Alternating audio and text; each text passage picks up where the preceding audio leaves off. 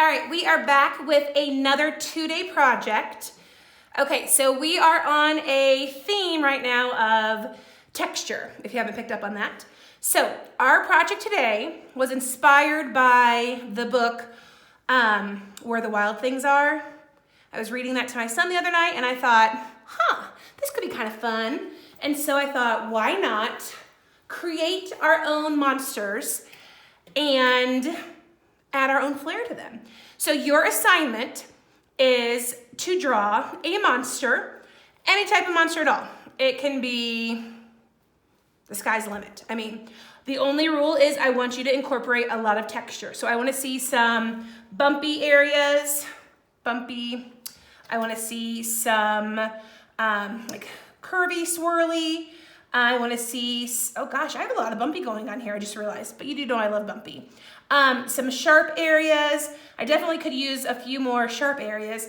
But smooth, rough, any of those texture words, texture designs would be perfect for this project. All right, so we are going to start by drawing whatever shape you want for the body. So for this one, I'm gonna try to replicate it a little bit-ish. So I'm gonna start with kind of an oval. Now I'm using a smaller paper today. I'm still trying to figure out the whole balance between getting both of my images on the camera so that you guys can see what I'm doing better. Okay, so this may be a little bit smaller than last time, but that's okay. So I am gonna start by going ahead and drawing the face in. So I'm gonna start by making a very dramatic nose. And I'm gonna make, he kind of looks angry, even with just those curved lines. So that would be like the nose. And so I'm gonna add some curved lines for the shape of his eyes. I'm gonna make those kind of a rounded triangle. And let's do some circles. We have some bumpy lines going on. I guess I'm gonna make him a little bit lopsided by drawing one eye going up and one down. Since I said he looks angry, I'm gonna go for a sharp line right here and just embrace that anger. Because his nose looks kind of weird now, I'm gonna go ahead and just kind of give it a little bit more of like a heart shape because I just thought that it sounded fun. Okay, so for his mouth, I think I'm gonna go pretty basic and start with like a dimple line, and then I'm gonna make just a line going across that has some angles to it, so I have a little bit of sharpness going on. And then I'm gonna go down and across and up. He's kind of weird looking and I'm okay with that.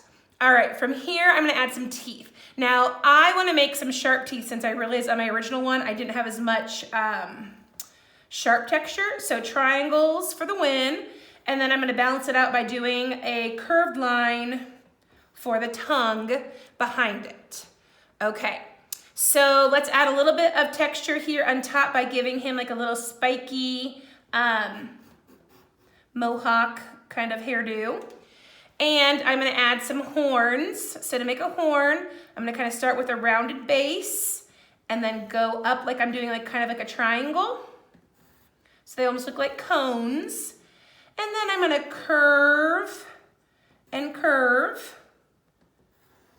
Now you don't have to draw horns just like this, but I'm gonna add some spikes here to give me a few. They almost look like little ponytails now that I look at it.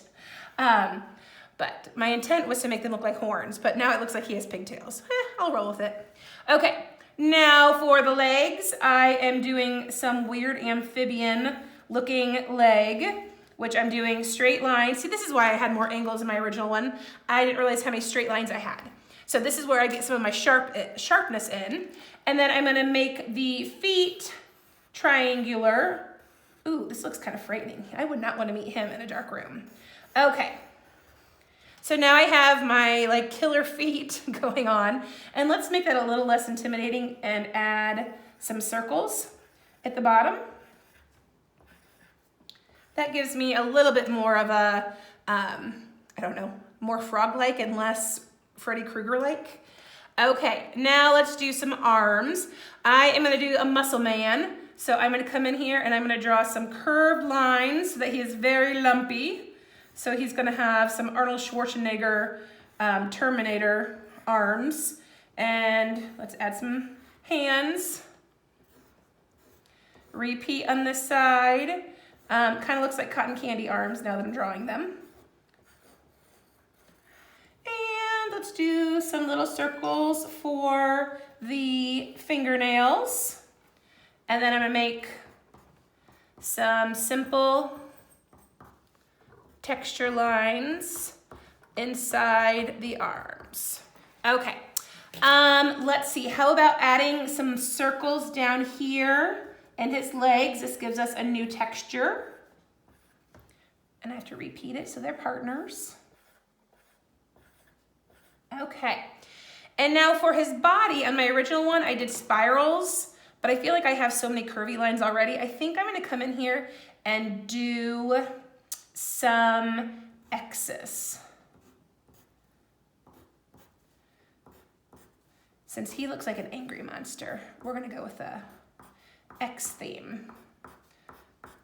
Now they kind of look, oh my gosh, look, I could totally draw like a line, and now it looks like he has like a wound, like a battle scar. Except for now it kind of looks like Frankenstein, but I'm okay with that. I'm gonna keep doing that because I like it.